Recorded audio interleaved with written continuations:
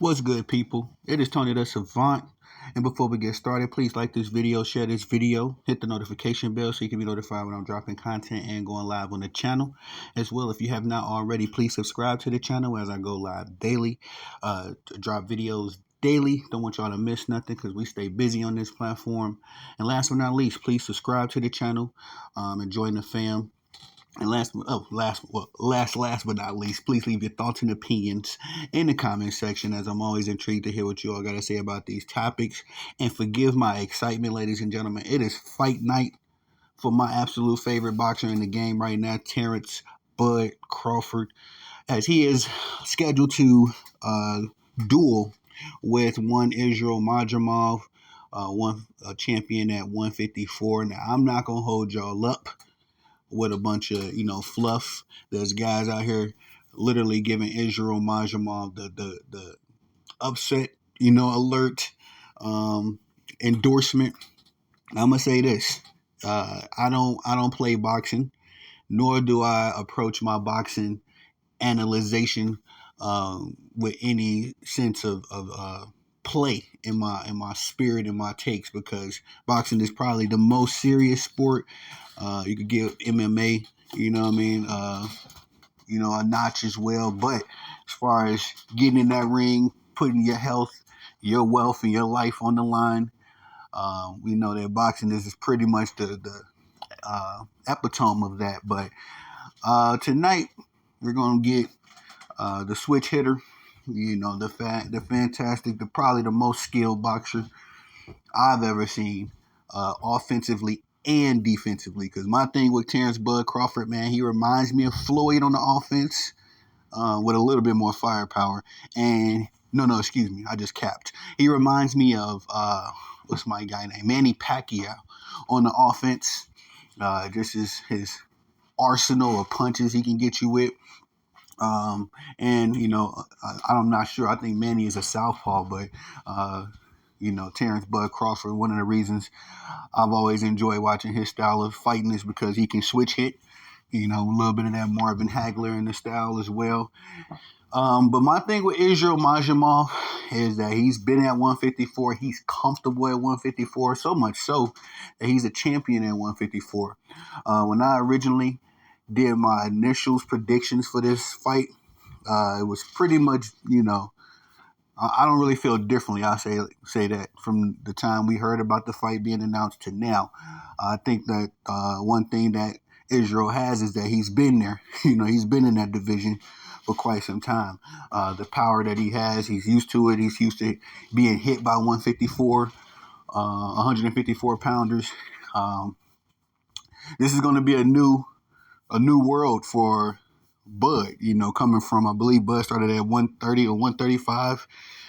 Now he's with the middleweights now, and so far so good. His power has translated up every time he's moved up. We've seen what he did to Errol Spence about this time last year, and I based on what happened with Errol Spence, I have the utmost confidence in Terence Bud Crawford. Because we've seen him at welterweight for, one or two fights. He fought Sean Porter. I don't think he fought anybody else. And he went on to fight Errol Spence. And we've seen his skills and his power translate very well at the welterweight, 147. My thing is that 154 just seems to be a different beast. It's like that first, I ain't going to say heavyweight, but the super welterweight is like that first division you start getting into, where you start running up against the monsters. At one point, Charlo was one of my favorite boxers. Jamil Charlo used to be a monster at 154. And not just him, it's among a lot of others. To his credit, Israel Madrimov is a monster, man. Have you ever seen one of his fights? I'm very impressed with his explosiveness, his athleticism.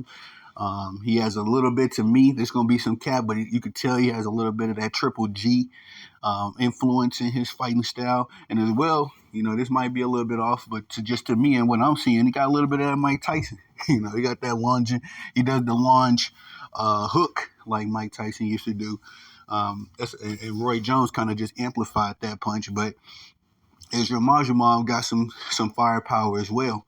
And I ain't seen a few of his fights where he got cats out of there. My thing with Israel Madrimov, though, and you need this when you go up against a Terence Bud Crawford, is his defense. You know, a lot of times Madrimov will leave his hands down after throwing his big punches and all that kind of stuff. And we all know, well, if you don't know, uh, Terence Bud Crawford is a master at counterpunching.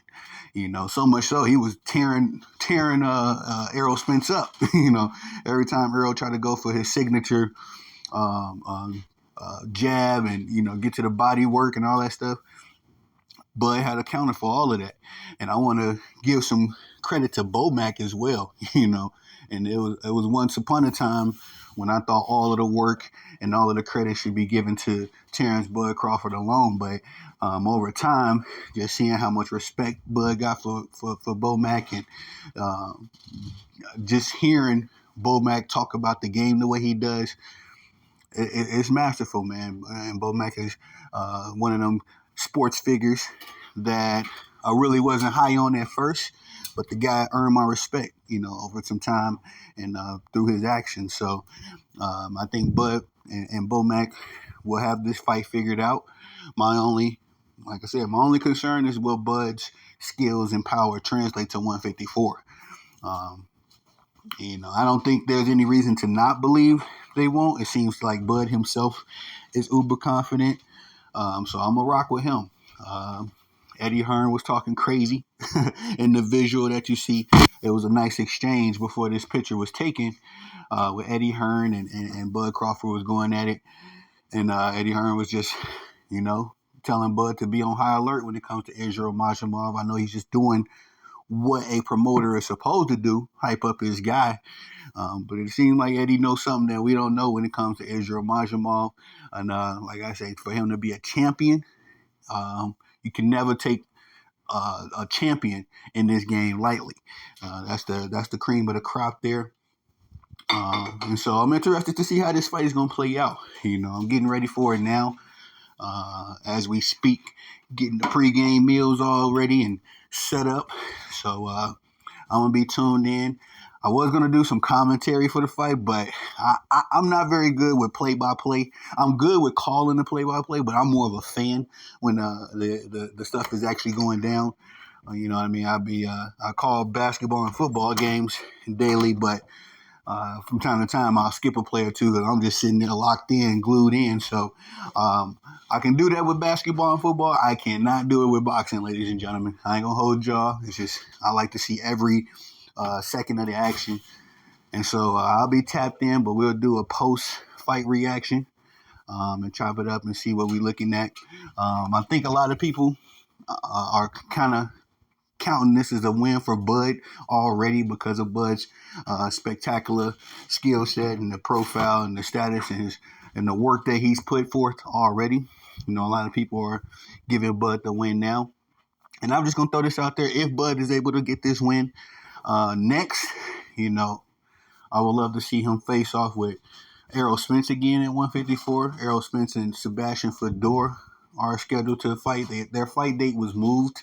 A lot of people thought the fight was canceled, but the fight is actually moved. So I'm hoping my dream scenario is Bud gets a strap at 154, Errol gets a strap at 154, and they have a unification. They get that rematch out the way.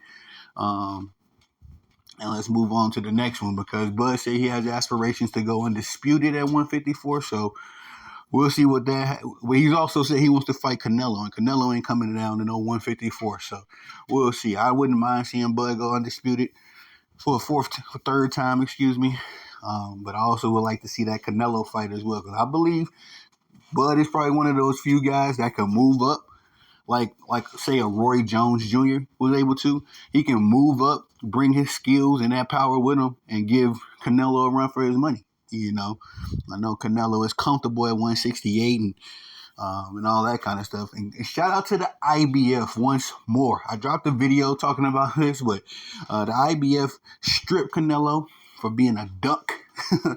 And this man, shout out to Turkey Al-Kashik. I don't want to say his name wrong. Shout out to that brother, man, because he's been talking real, saying a lot of stuff that boxing fans want to hear.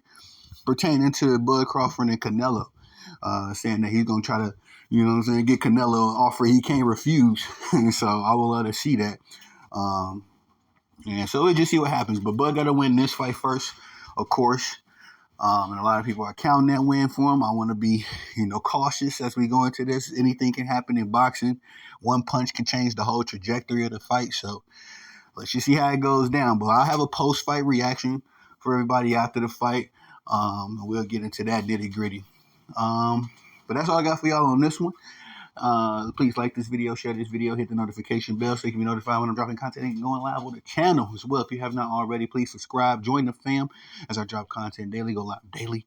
Stay very busy on this platform. And last but not least, please leave y'all thoughts and opinions in the comment section, as I'm always intrigued and interested to know what y'all got to say about these topics, especially this topic, ladies and gentlemen. As y'all can hear, I'm very invested in this fight. If y'all are avid boxing fans like me, let's chop it up, man. And I'll be going live tonight. In fact, we're going to do the post-game reaction on the live. I'm going to drop a podcast tonight, and we'll kick the show off with the post-fight reaction. So y'all ain't too busy, pull up for that. I am Tony the Savant. Peace.